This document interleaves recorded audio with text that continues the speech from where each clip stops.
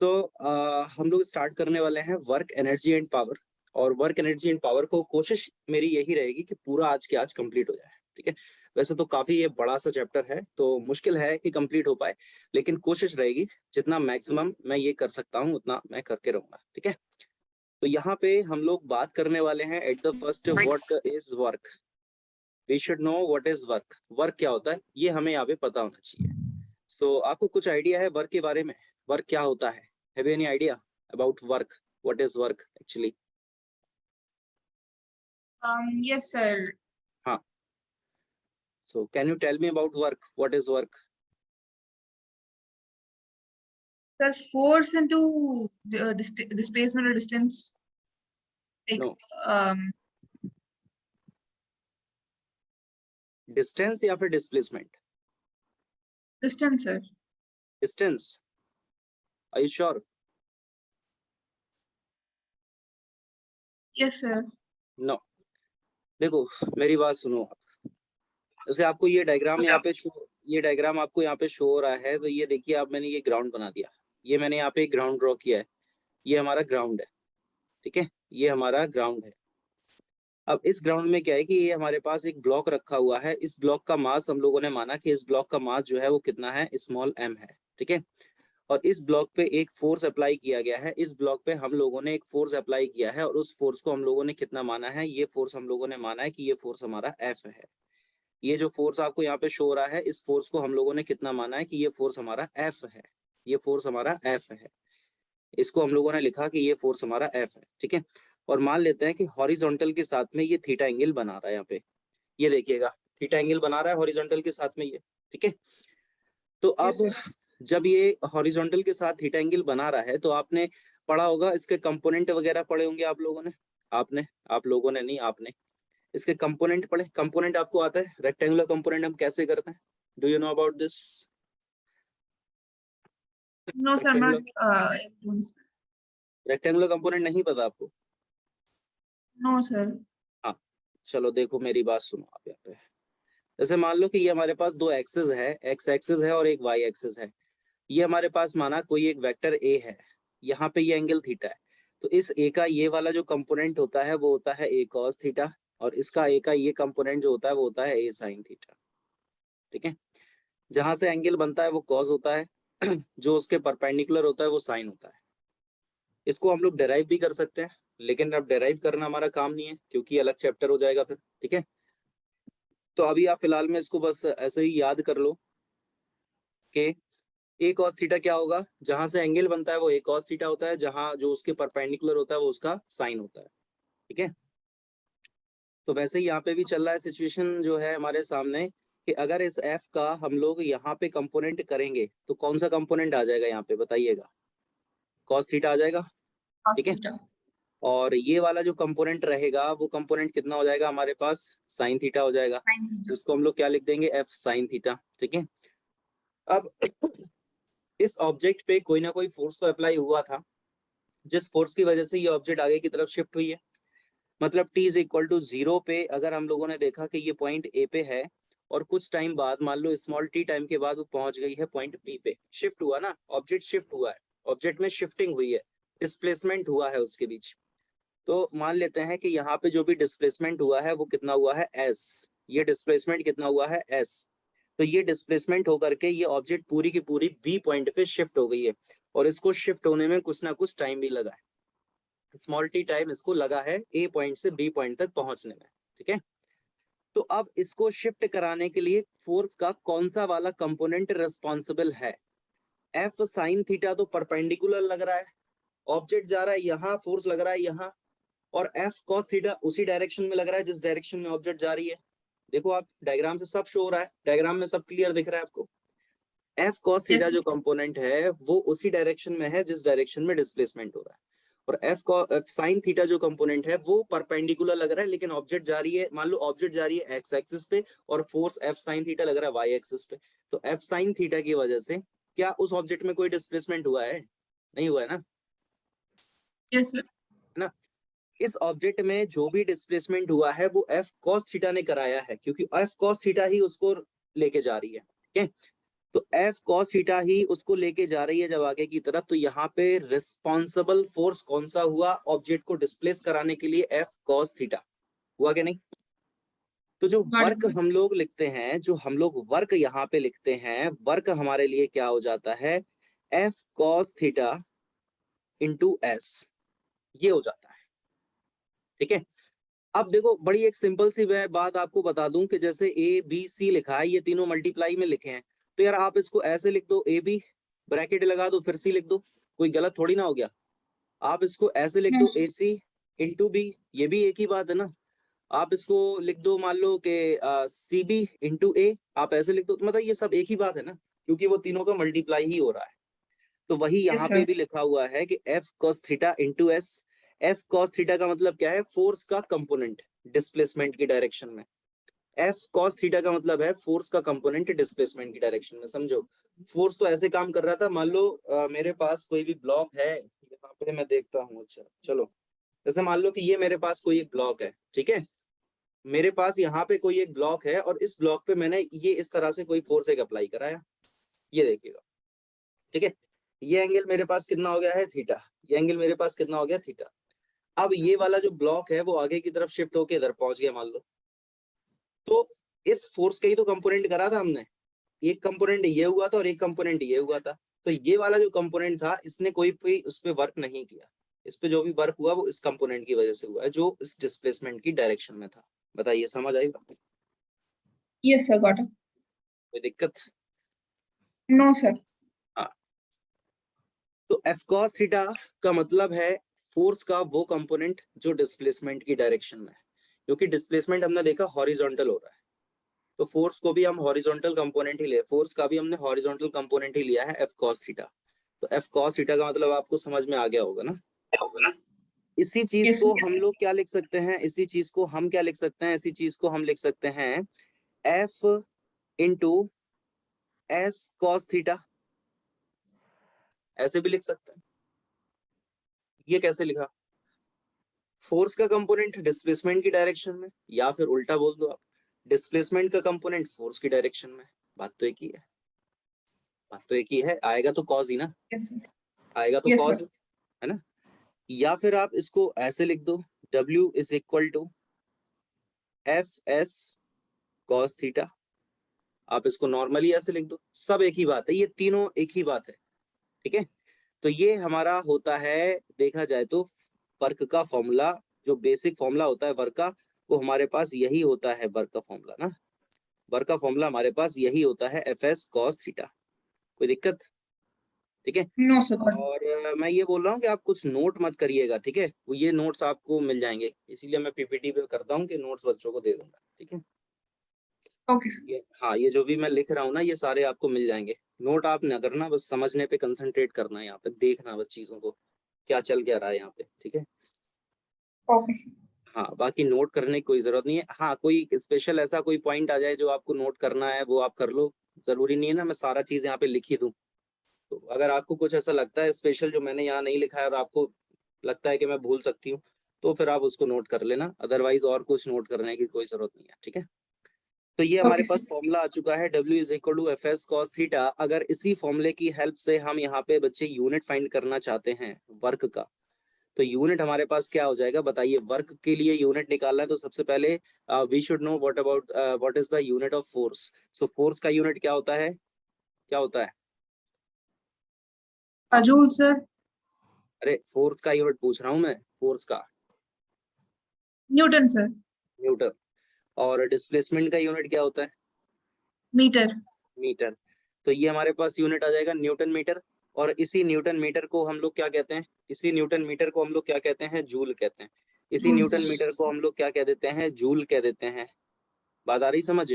तो यही Newton metre ही हमारा जूल कहलाता है, जूल कुछ और नहीं होता, अलग से कहीं कुछ नहीं आया, यही न्यूटन मीटर को ही हम लोग जूल कह देते हैं। ठीक है, और अगर बात इसकी करी जाए कि इसका जो क्वांटिटी या डायमेंशन बनेगा, वो डायमेंशन इसका क्या बन जाएगा? बताइएगा आप, क्या डायमेंशन आपको आता है? डायमेंशन कैसे हम लोग फाइंड करते हैं, क्या होता है? Yes, sir. Dimensional. ये इसका डायमेंशन बन जाएगा ml/t-2। Force Okay. का डायमेंशन क्या होता है? ml t माइनस टू और डिस्प्लेसमेंट का होता है l, तो ये वाला L1 ये वाला L1 मिलके चलेगा L2, तो ये इसलिए डायमेंशन आ गया हमारे पास ml2 t माइनस टू। तो ये हमारे पास इसका वर्क का डायमेंशन आ चुका है ml2 t माइनस टू। ठीक है, कोई डाउट? No, sir. हाँ, अब अगर इसी फॉर्मूले का ये जो फॉर्मूला हमारे पास आया है W is equal to F S cos theta, W is equal to F S cos theta, अगर इसका आप वेक्टर फॉर्म लिखना चाहते हो, अगर इसका आप वेक्टर फॉर्म लिखना चाहते हो तो वेक्टर फॉर्म आप क्या लिख सकते हो इसका बताइएगा। W is equal to vector F dot vector S, ये आपने वेक्टर एनालिसिस में पढ़ा होगा, A dot B is equal to A B cos theta होता है, या आपने वेक्टर एनालिसिस में पढ़ा होगा A dot B is equal to A B cos theta होता है। तो यहाँ पे ये पूरा A है, ये पूरा B है और कॉस थीटा साथ में है, तो इस A B कॉस थीटा को हम लोगों ने A डॉट B लिखा। क्रॉस प्रोडक्ट वेक्टर प्रोडक्ट पढ़ा है आप लोगों ने, आपने? Yes, sir. वही ये हुआ है, वही हुआ है ये। ठीक है, और ये हमारा कौन सा प्रोडक्ट कहलाता है? ये हमारा कहलाता है स्केलर और डॉट प्रोडक्ट। इसी को हम लोग कहते हैं या तो स्केलर प्रोडक्ट कहते हैं या फिर इसी को हम लोग कहते हैं डॉट प्रोडक्ट। ठीक है, और डॉट प्रोडक्ट करने से जो रिजल्टेंट क्वांटिटी मिलती है, यहाँ पे फोर्स और डिस्प्लेसमेंट का डॉट प्रोडक्ट हो रहा है, ये देखो डॉट प्रोडक्ट हो रहा है, तो इनके डॉट प्रोडक्ट करने से हमें जो क्वांटिटी मिली वो मिली है वर्क। तो जो क्वांटिटी हमें मिलती है वो होती है स्केलर, इसीलिए तो हम इसको स्केलर प्रोडक्ट भी कहते हैं। इसीलिए तो डॉट प्रोडक्ट को हम लोग स्केलर प्रोडक्ट भी कहते हैं, क्योंकि जो रिजल्ट हमें मिलता है वो कैसा होता है? स्केलर होता है। जो रिजल्ट हमें यहाँ पे मिलता है वो हमारा कैसा होता है? स्केलर होता है। वेक्टर अगर प्रोडक्ट होता तो हमें जो रिजल्ट मिलता वो वेक्टर होता, लेकिन यहाँ पे जो हमें रिजल्ट मिलेगा स्केलर प्रोडक्ट करने से, तो वो हमें कैसा मिलेगा? स्केलर प्रोडक्ट मिलेगा, मतलब स्केलर क्वांटिटी मिलेगी। तो अगर हम लोग अब यहाँ पे बात करते हैं कि ये जो वर्क होता है वो क्वांटिटी वेक्टर है या स्केलर है, बताइए कैसी है? Sir, that should be हाँ, magnitude and नहीं मतलब स्केलर है या वेक्टर, मैं ये direction. पूछ रहा हूँ। Work, Vector, sir. अरे वर्क पूछ रहा हूँ मैं, फोर्स नहीं पूछ रहा हूँ, वर्क पूछा है मैंने। It's scalar, sir. स्केलर होगा ना, क्यों होगा scalar? Sir, direction is not needed in that. हाँ, यहाँ पे डायरेक्शन का कोई रोल नहीं है, there is no role of direction. Okay, and we are doing here, we are doing a dot product of force and displacement, and we know very well when we do a dot product, so we get a scalar quantity. So after dot product of force and displacement we get work, so we can say that work is a scalar quantity. Simple. Yes, sir. Okay, and there is no direction in work. Work में direction का कोई role नहीं है, work में हमें सिर्फ force और displacement से मतलब है। और मेरी बात सुनिएगा, यहाँ पे ये जो एंगल थीटा लिखा है, मैं इसमें आपको थोड़ा सा और क्लियरिटी कर दूं, हर चीज क्लियरिटी करता चलूंगा, शुरुआत है। थीटा का मतलब क्या होता है? Theta is the angle between, Angle. Angle, angle नहीं, नॉट ओनली एंगल। देखो 9th क्लास तक चल जाता है कि थीटा क्या है, बोले एंगल है, एफ क्या है, फोर्स है, एस क्या है, डिस्प्लेसमेंट है, लेकिन अब जब 11th-12th में बात आएगी ना तो एक एक चीज क्लियरली पता होना चाहिए कि थीटा एंगल तो है, लेकिन किसके बीच का? किसी बीच का तो एंगल होगा ना, किन्हीं Yes, क्वांटिटी sir. के बीच का ही तो एंगल होगा, लेकिन किसके बीच का एंगल? अभी आप कंफ्यूज हो गए, अभी जब मैं क्वेश्चन कराऊंगा तो अभी दिक्कत आएगी आपको, टेंशन होगी, फिर आप कहोगे अरे हाँ सर आपने बिल्कुल सही करा था, जो आपने मुझे बता दिया था कि थीटा किसके बीच का एंगल था। ठीक है, तो angle between force and displacement, इस चीज को आप याद रखिएगा कि जो हमारा थीटा होता है वो फोर्स और डिस्प्लेसमेंट के बीच का एंगल होता है। क्वेश्चन में और कुछ भी एंगल दिए जाएंगे, हो सकता है, अभी क्वेश्चंस में कराऊंगा, ठीक है, हो सकता है कि क्वेश्चन में हमारे सामने और कुछ भी एंगल दिए गए, लेकिन हमें उन एंगल से मतलब नहीं है, हमें मतलब है कि फोर्स और डिस्प्लेसमेंट के बीच का एंगल कितना है, हमें सिर्फ उन दोनों एंगल से मतलब है, बाकी अदर एंगल से हमें कोई लेना देना नहीं है। ठीक है, हाँ, तो यहाँ पे आप इस बात को याद रखना कि ये जो थीटा होता है ये किसके बीच का एंगल होता है? फोर्स और डिस्प्लेसमेंट के बीच का एंगल होता है, और ये फॉर्मूला आपका निकल के आता है वर्क का, F S cos theta. F is the applied force, S is the displacement, theta is the angle between force and displacement. Simple है। Any doubt? No, sir. Very good. Now, if we talk about the some cases, there's case number 1. if we take theta is equal to 0 degree, what is the meaning of theta is equal to 0 degree? इसका physical meaning क्या है, मतलब physical significance मतलब क्या है theta equal to 0 का ना? एक तो हमें एक सिंपल सा होता है कि भाई थीटा इक्वल टू 0 है, उसको यार रख दिया फॉर्मूले में तो निकल के आ गया कुछ ना कुछ, बस इसका मतलब क्या होता है ये बताइए आप। थीटा इक्वल टू 0 का मतलब Sir, क्या है? there is no angle between the two quantities, sir. लेकिन थीटा इक्वल टू 0 का मतलब क्या होता है, मतलब सिंपल सा थीटा इक्वल टू 0 का मतलब ये है कि फोर्स और डिस्प्लेसमेंट दोनों एक ही डायरेक्शन में लग रहे हैं, Okay, sir. है ना? भाई थीटा इक्वल टू 0 मतलब जैसे मान के चलो आपके ये हमारे पास एक ब्लॉक है, ठीक है, स्मॉल है मास का, ये हमारे पास एक ब्लॉक है और इस ब्लॉक में कोई ना कोई डिस्प्लेसमेंट हुआ, भाई फोर्स तो अप्लाई हुआ ही होगा ना, तभी तो डिस्प्लेसमेंट हो रहा है। अपने आप से कैसे डिस्प्लेसमेंट हो जाएगा, अपने आप से उसको कैसे लगेगा कि मुझे डिस्प्लेसमेंट करना चाहिए, बिना फोर्स के तो नहीं होगा। अब डिपेंड करता है ना, फोर्स अगर इसी डायरेक्शन में लग गया तो अब आप देखो कि फोर्स और डिस्प्लेसमेंट दोनों पैरेलल हो गए, एक ही डायरेक्शन में हो गए, तो एक ही डायरेक्शन में हो जाने का मतलब क्या थीटा इक्वल टू 0 ना? मतलब मैथ है आपको, बायो कौन क्या है आपका, मैथ बायो क्या है, Sir, मैथ या bio? uh, PCMB, sir. I do both. अच्छा, पीसीएम भी मतलब दोनों है आपका? Yes, sir. ये कैसे दोनों हो जाता है? Yes, sir. Biomath, there was a group of both maths and bio, sir, so I took it. अच्छा, okay, okay, no problem. So in this diagram we are seeing that the force and the displacement are parallel to each other na? So we can say that the angle between two parallel lines is theta is equal to 0 degree. Okay, so theta is equal to 0 degree means what? The force and the displacement are in the same direction, or we can say that they are parallel to each other na? So if theta Yes, is sir. equal to 0 degree, so we can say that work will be F into S, because we know very well cos 0 1, cos 0 is 1. So W will be equal to F into S. Now we can say that this work is maximum. This work is maximum. Okay. This work is maximum. इससे ज्यादा work हमें किसी भी case में नहीं मिल सकता। आप theta की वैल्यू कुछ भी रख दो, आप थीटा की वैल्यू कुछ भी रख दो, आपको इससे ज्यादा वर्क नहीं मिल सकता। समझना कैसे, देखो जैसे माना कि हमारे पास कोई एक फोर्स है, मान लो 10 न्यूटन का, ठीक है। अब इस 10 न्यूटन के हमें दो कंपोनेंट करना है, ये मान लो 10 न्यूटन है, ये माना हम लोगों ने 30 डिग्री है। ये कंपोनेंट हमारा कितना आएगा 10 cos 30 and you know very well what is the value of cos 30, that is √3/2 and ये कंपोनेंट हमारा sin 30 होगा, सो विल बी 1/2 मतलब 5 और ये हमारा हो जाएगा 5√3, है ना। अब ये है एक कंपोनेंट हमारा 5 है, एक कंपोनेंट हमारा 5√3 है, और ये कितना हो जाएगा लगभग 5 इंटू √3 की वैल्यू होती है 1.732, है ना। ये मतलब इन शॉर्ट देखा जाए तो लेस देन 10 रहेगा ना, ये 5 Yes, इंटू sir. 1.732 आप करोगे तो लेस देन 10 रहेगा ना, और ये भी लेस देन 10 है, 5 है। यानी मेन वेक्टर जो है उसको आपने अगर उसको आपने मतलब डिसॉल्व करा कंपोनेंट्स में तो उसकी वैल्यू कम हो जाएगी ना कि ज्यादा हो जाएगी, कम ही रहेगी ना वैल्यू।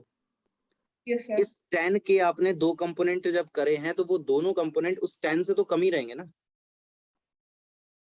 ठीक है। Yes, sir. तो यहाँ पे भी तो वही चल रहा है। अब जैसे इसकी डायग्राम की अगर बात हम लोग करते हैं तो ये जो एफ है जो व्हाइट कलर से लिखा है, और ये जो एफ कॉस थीटा है, तो ये एफ कॉस थीटा जो होगा वो एफ से तो कम ही रहेगा ना, है ना। अब यहाँ पे देखो आपके पूरा का पूरा एफ आ गया, थीटा तो गायब ही, मतलब कॉस थीटा तो गायब ही हो गया ना, तो पूरा का पूरा एफ आ गया। तो जब पूरा का पूरा फोर्स आ गया तो फिर वो मैक्सिमम वर्क ही तो देगा हमें, क्योंकि यहाँ पे फोर्स का एक एक ये जो वाला पार्ट था एफ साइन थीटा, ये पार्ट तो खत्म ही हो गया था हमारे लिए। इस काम इसका तो हमें कोई रोल ही नहीं समझ में आया यहाँ पे, क्योंकि फॉर्मूले में तो सिर्फ आपके सामने एफ कॉस थीटा लिखा हुआ है, एफ साइन थीटा तो है ही नहीं। बताइए, क्लियर हो पा रही बात मेरी? Yes, sir. मैंने आपको क्या बताया फिर से सुनो, एफ हमारे पास एक फोर्स है, इस में से हम लोगों ने एफ कॉस थीटा का ही तो यूज किया है, एफ साइन थीटा तो हमारे लिए बेकार हो गया। यानी जैसे हमारे पास 10 न्यूटन का फोर्स था तो उसका एक पार्ट हमारे लिए बेकार हो गया, उसका सिर्फ एक ही पार्ट तो यूज कर रहे हैं हम लोग इस फॉर्मूले में, है Yes, ना। sir. Got it, sir. हाँ, और यहाँ पे पूरा का पूरा ही फोर्स हम लोगों ने यूज कर लिया केस फर्स्ट में। आप देखो एफ पूरा आ गया, तो जब पूरा फोर्स आ गया तो यार इससे ज्यादा वर्क हमें कब मिल सकता है, कभी नहीं मिल सकता, यही पूरा मैक्सिमम वर्क हो गया। क्योंकि यही एक ऐसा केस है जहां पे पूरा का पूरा फोर्स यूज हो गया वर्क करने में, है ना। नहीं तो अगर Yes, कोई sir. भी एंगल बना होता 0 डिग्री के अलावा कोई भी एंगल बना होता तो एफ के कंपोनेंट हो जाते, तो फिर हम यहाँ पे लिखते एफ कॉस थीटा, और एफ साइन थीटा जो कंपोनेंट होता वो बेकार हो जाता, यानी एफ से कम रह जाता फोर्स अब हमारे पास। लेकिन यहाँ पे फोर्स पूरा आ गया हमारे पास, तो वर्क हमारा इसी केस में मैक्सिमम मिला। आर यू गेटिंग मी और not? Yes, sir. Got it. Got it. Very good. So this is case first. Now if we talk about the case number 2. Case number 2 है when theta is equal to 90 degree. Means what is theta? Tell me about what is theta. At the first, tell me about what is theta. An angle between the force and displacement. Very nice. Now the angle between force and displacement is 90 degrees. So we can say that consider a block is kept on the smooth surface, na? Smooth surface. Yes. And a force is applying something like this, and the object is going in this direction. Means the angle between the force and displacement is 90 degree in this case, as shown in the figure. Okay. मैंने अभी Yes, आपको sir. थोड़ी देर पहले क्या बताया था कि ये एफ साइन थीटा कंपोनेंट जो है वो हमारे लिए बेकार हो जाता है, क्योंकि वो तो उसके परपेंडिकुलर है, बताया था मैंने। तो यहाँ Yes, पे भी sir. तो पता चल रहा है कि ये वाला जो फोर्स है हमारे लिए, तो ये वाला फोर्स तो इस डिस्प्लेसमेंट में रिस्पॉन्सिबल ही नहीं है, तो फिर इस फोर्स की वजह से कोई भी वर्क ही नहीं होगा। तो यहाँ पे जो भी वर्क आएगा वो कितना हो जाएगा? 0। क्यों हो जाएगा अब वो भी आप समझ लो। थीटा आप रखोगे cos 90 0 होता है, ये तो एक अलग तरीका हो गया ना समझने का, लेकिन हमें तो फिजिक्स सीखना है, हमें मैथ थोड़े ना सीखना है। एफ एस कॉस थीटा दिया है, थीटा आपको गिवन हो गया, थीटा आपने रख दिया, उससे आपको कुछ आ गया, तो ये फिजिक्स थोड़ी, ये तो मैथ है।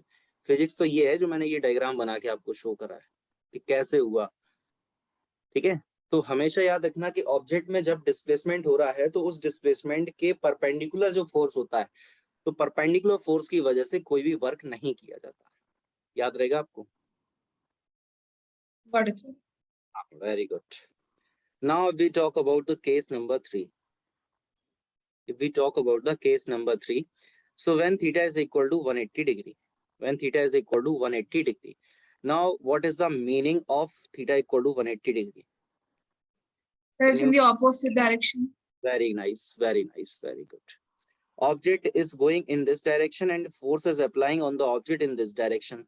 Okay, F into S. Okay, so we can say that the angle between force and the displacement is equal to 180 degree. Okay, so this force is called retarding force, na? This force is called retarding force. This force will be declarate the object, ना? मेरी बात आपको clear हो पा रही है? ये object क्या, ये फोर्स क्या करेगा? ऑब्जेक्ट में डिक्लेरेशन जनरेट करेगा, रिटार्डेशन जनरेट करेगा, क्योंकि ये ऑब्जेक्ट जा रहा है राइट साइड में, मान लो ऑब्जेक्ट जा रहा है इधर और फोर्स लग रहा है इधर, तो ये ऑब्जेक्ट उसकी ऑब्जेक्ट ये फोर्स उस ऑब्जेक्ट की स्पीड को या वेलोसिटी को इंक्रीज नहीं करेगा, डिक्रीज करेगा, क्योंकि अपोजिट लग रहा है। क्लियर हो Okay, गई sir. बात? हाँ, Yes, तो sir. यहाँ पे जो भी वर्क आएगा वो हमारा नेगेटिव आएगा, और वैसे भी आना चाहिए क्योंकि cos 180 -1 होता है, तो यहाँ पे जो वर्क आएगा हमारा वो कैसा हो जाएगा? Negative, means minus F S. Okay, और ये जो वर्क आएगा, ये वर्क हमारा इस केस में जो आएगा वो कैसा होगा? मिनिमम। इससे कम वर्क कभी नहीं मिल सकता आपको, आप एंगल कितना भी ले लो, इससे कम वर्क आपको मिल ही नहीं सकता। बताइए कोई दिक्कत? No, sir. सही चल रहा है? कोई दिक्कत है, कोई परेशानी है? बताइए। No, sir. Got it. Very good, ठीक है। तो ये तीनों केस आपको क्लियर हो गए, ठीक है। वर्क मैंने आपको क्या बता दिया? F S cos theta, theta क्या होता है? फोर्स और डिस्प्लेसमेंट के बीच का एंगल होता है। 3 केस हम लोगों ने देख लिया, और इसमें याद रखने वाली क्या बात है कि जो वर्क होता है वो हमारा स्केलर क्वांटिटी होता है, ये चीज आपको याद रखना है, इसको तो आपको भूलना ही नहीं है, ये चीज आपको बिल्कुल नहीं, दिमाग से स्किप नहीं करना है, इसको हमेशा याद रखना है कि work is a scalar quantity. Okay, now if we talk about the some questions. Okay, एक क्वेश्चन है मेरे पास, उस क्वेश्चन को आप बताइएगा कैसे क्या होगा उस क्वेश्चन में ना, ठीक है। तो मैं क्वेश्चन जो है यहाँ पे ड्रॉ कर देता हूँ, 1 मिनट का टाइम मुझे आप दे दीजिए। ये हमारे पास मान लो कि ग्राउंड है, ये हमारे पास माना हम लोगों ने कि ग्राउंड सरफेस है, ये हमारे पास हो गई ग्राउंड सरफेस, और इस ग्राउंड सरफेस पे यहाँ पे ये 4 ब्लॉक मैंने रखे हैं, और ये चारों के चारों ब्लॉक जो है वो आइडेंटिकल हैं, बिल्कुल आइडेंटिकल ब्लॉक्स हैं, ये चारों के चारों अभी तो 2 ही ब्लॉक हो पाए हैं और मैं 4 ब्लॉक्स यहाँ पे रख रहा हूँ। ये चारों ब्लॉक जो है हमारे वो आइडेंटिकल ब्लॉक्स हैं बिल्कुल, ठीक है। इनका मास कैसा है, सेम है, सब कुछ सेम है, मतलब शेप, साइज, मास सब कुछ सेम है। ये आपको दिखाई दे रहे होंगे चारों ब्लॉक्स, ठीक है। अब क्या है कि इसको मैंने माना ये है ब्लॉक नंबर ए, ये है ब्लॉक नंबर बी, ये है ब्लॉक नंबर सी और ये है ब्लॉक नंबर डी, ठीक है। अब यहाँ पे मैं सभी ब्लॉक्स पे सेम अमाउंट का फोर्स अप्लाई कर रहा हूँ। इस वाले ब्लॉक पे मैंने जो फोर्स अप्लाई करा है वो है इस डायरेक्शन में F। इस वाले ब्लॉक पे मैं फोर्स लगा रहा हूँ वो है ये F। इस वाले ब्लॉक पे मैंने फोर्स लगाया वो है यहाँ पे F। और इस वाले ब्लॉक पे मैंने फोर्स लगाया यहाँ पे, ये हो गया हमारा F, ठीक है। तो अब ये तो गिवन हो गया इतना। अब इसमें गिवन एक चीज और भी है कि इन ब्लॉक्स का जो भी डिस्प्लेसमेंट हो रहा है वो राइट साइड में हो रहा है। डिस्प्लेसमेंट जो हो रहा है वो राइट साइड में हो रहा है, ठीक है। और सबका डिस्प्लेसमेंट भी कैसा है, सेम है। सबका डिस्प्लेसमेंट भी कैसा है, सेम है। सब पे हर एक ब्लॉक पे सेम अमाउंट का फोर्स लगाया गया and all the blocks are identical. All the blocks are identical. All the blocks are identical, ठीक है। तो फिर डिफरेंस Yes. क्या है, इन सब में डिफरेंस क्या है? जो फोर्स लगा है, जो फोर्स लगा है उनकी डायरेक्शंस में डिफरेंस है। यहाँ पे हर एक ब्लॉक पे आप देख सकते हो कि अलग अलग डायरेक्शन में फोर्स लगाया गया। हो रहा है सर? Yes, sir. आपको इसमें पता करना है कि मैक्सिमम फोर्स कौन से ब्लॉक में लगाया गया, ये आप बताइए। या सॉरी, मैक्सिमम Sir, फोर्स, एक सेकेंड एक सेकेंड, फोर्स तो सबका सेम है ना, एक मिनट रुको। आपको बताना है कि मैक्सिमम वर्क कौन से ब्लॉक में हो रहा है, ये बताना है आपको। मैक्सिमम वर्क बताइए। B, sir, because it's perpendicular. B. For your Yes, sir. kind information, I want to say that if we talk about the block number B, the work done in block number B is equal to 0. So how is it maximum? Sorry, sir, I got confused.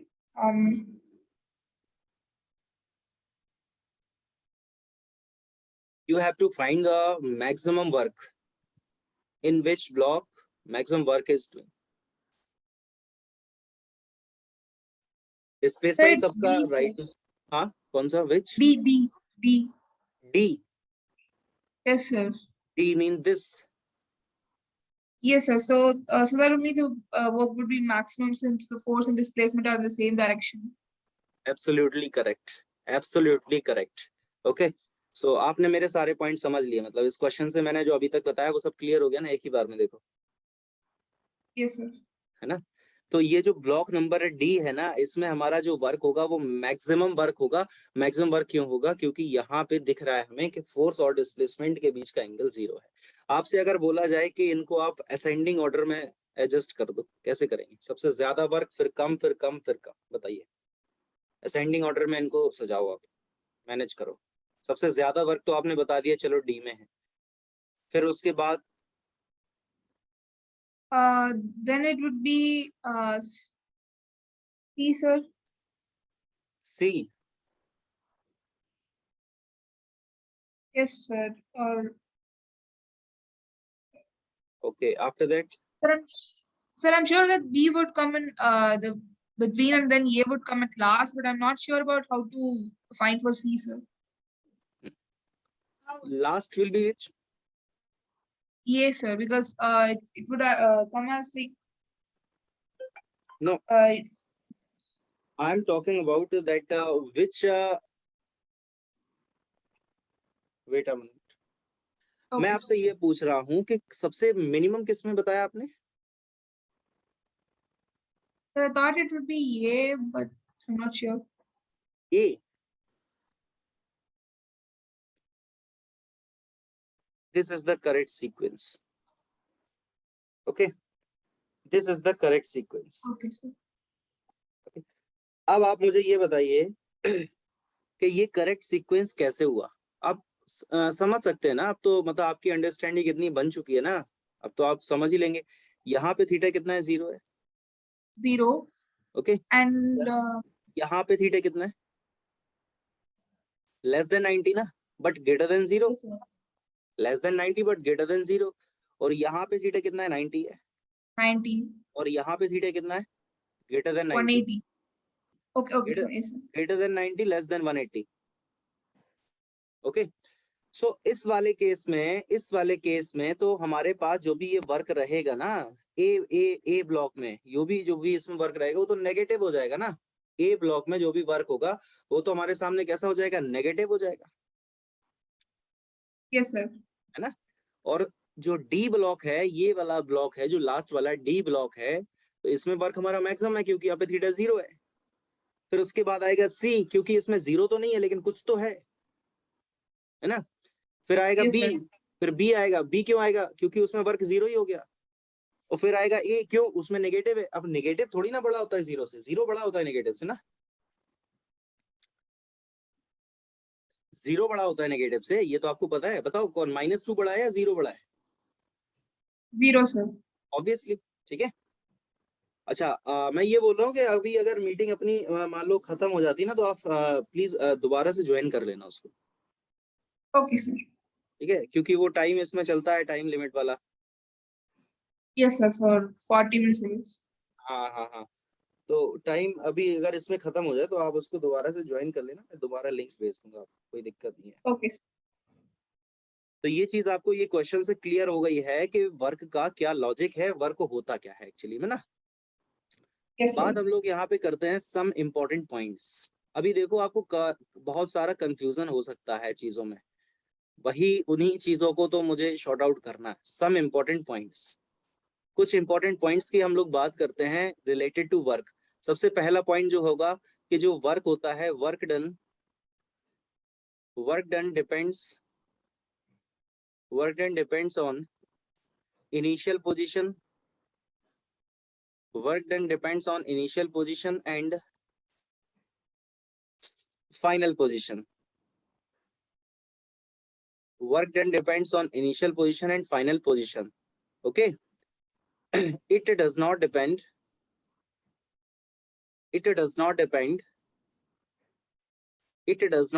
on path. It does not depend on path. जो work होता है हमारा वो initial position और final position पे depend करता है, लेकिन वो कभी भी पाथ पे डिपेंड नहीं करता है। याद रखिएगा, क्यों? क्योंकि वर्क में बेटे हम डिस्प्लेसमेंट की बात करते हैं, वर्क में हम कोई डिस्टेंस की बात नहीं करते हैं। हम बात किसकी करते हैं, डिस्टेंस की बात नहीं करते हैं, हम डिस्प्लेसमेंट की बात करते हैं। और डिस्प्लेसमेंट की बात अगर हो रही है तो डिस्प्लेसमेंट का मतलब क्या होता है, the shortest distance between initial position and final position, यही तो होता है, And यही तो yes, होता sir. है ना। तो यहाँ पे हमें पाथ से कोई लेना देना नहीं होगा। चलो, एक क्वेश्चन है आपके सामने कि एक कोई पार्टिकल है, वो पॉइंट ए से अपनी मोशन को स्टार्ट करता है और बी तक जाना चाहता है। उसके सामने 3 पाथ दिए गए हैं। एक तो ये स्ट्रेट लाइन का पाथ हो गया, मान लो ये बिल्कुल स्ट्रेट लाइन चला, ये पाथ नंबर 1 हो गया।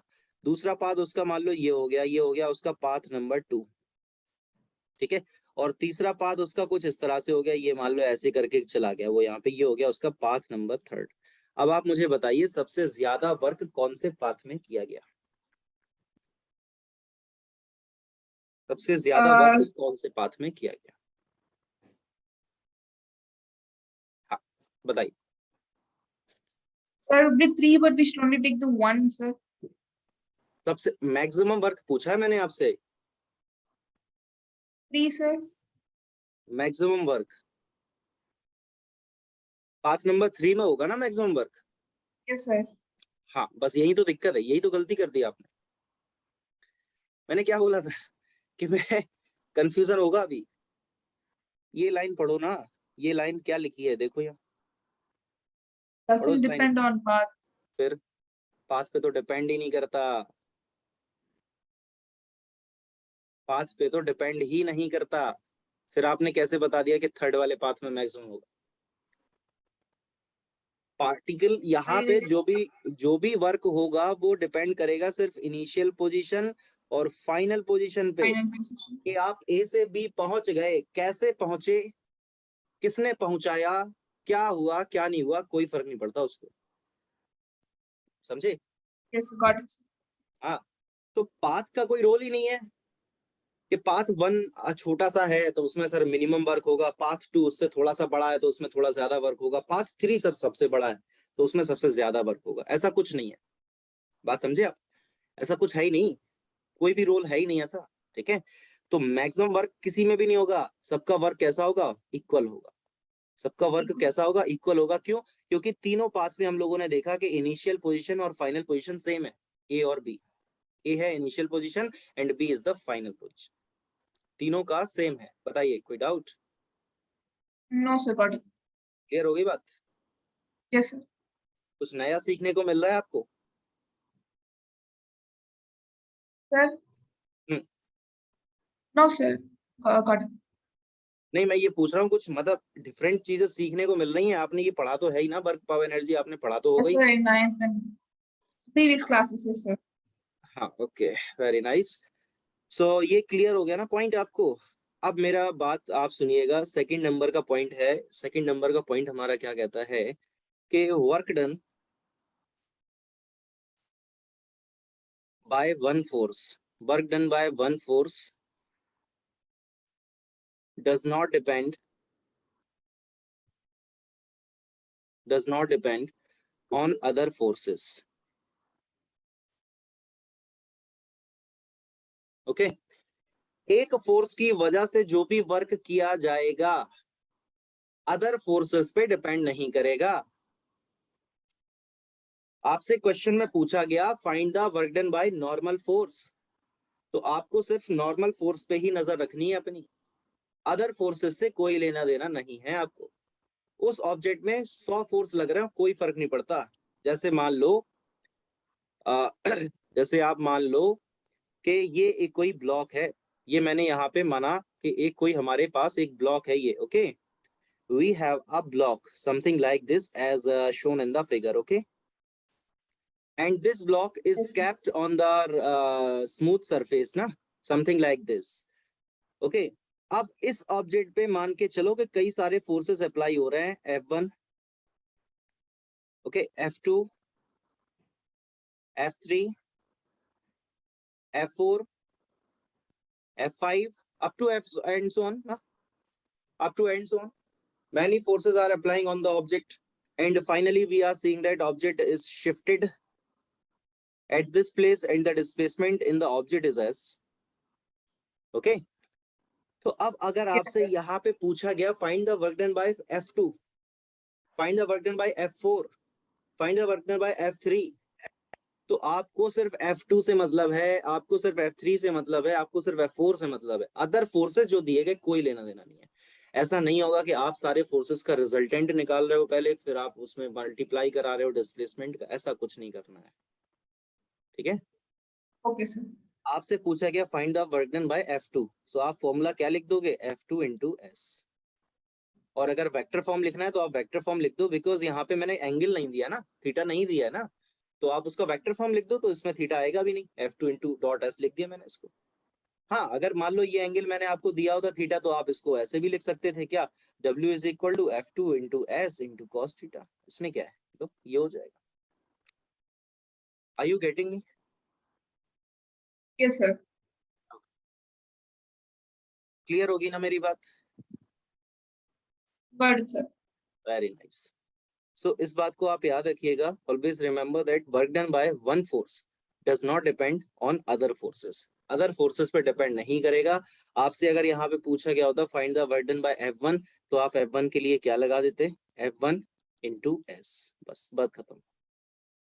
अब आपको मतलब नहीं है कि सर उस पे तो F2 भी अप्लाई हो रहा था, सर उस पे तो F3 भी अप्लाई हो रहा था, सर F4 भी अप्लाई हो रहा था, F5 भी अप्लाई हो रहा था, सर ऐसे तो बहुत सारे फोर्स अप्लाई हो रहे थे। इस चीज से आपको कोई भी लेना देना नहीं है, ठीक है? Yes, sir. तो अभी ये टाइम देखो, बस 1 ही मिनट का बचा है, ये टाइम फिनिश होने वाला है। मैं दोबारा से लिंक शेयर कर रहा हूँ, तो मैं सर को ही लिंक शेयर कर दूं? A new link, sir? हाँ। Okay, okay, sir, no problem. हाँ, ओके। तो अभी इसमें मैं इतना ही रखता हूँ, अभी आपको दोबारा से लिंक शेयर करता हूँ, ओके? Okay, sir.